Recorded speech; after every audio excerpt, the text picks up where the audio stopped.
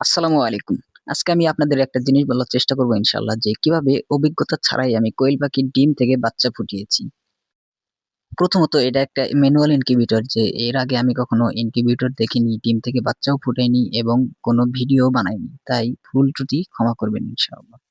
Manual ইনকিউবেটরের একটা সমস্যা হচ্ছে যে তাপমাত্রা এবং হাইগ্রোমিটার ২ টাই খেয়াল রাখতে হয় যেন যে ২ টাই ঠিক মতো আছে কিনা এবং কমপক্ষে দিনে ৩ বার ডিম হাত দিয়ে উল্টিয়ে দিতে হয়। তারপর আমি একেবারে নতুন এমনিতেই ভয়ে ছিলাম যে কখন যে কি হয়ে যায়।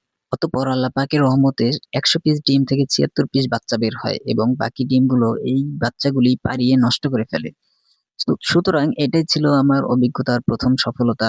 আপনারা আমার জন্য দোয়া করবেন ছোট ভাই হিসেবে যেন আমি সবকিছুতেই সফল হতে পারি ইনশাআল্লাহ এবং সবকিছুর বিষয়ে আমি একজন নতুন উদ্যোক্তা হিসেবে আমার পাশে থাকার চেষ্টা করব। সেটা হতে পারে একটা পরামর্শ, হতে পারে একটা সাবস্ক্রাইবার, হতে পারে একটা ফলো দিয়ে আমার পাশে থাকার চেষ্টা করবেন ইনশাআল্লাহ।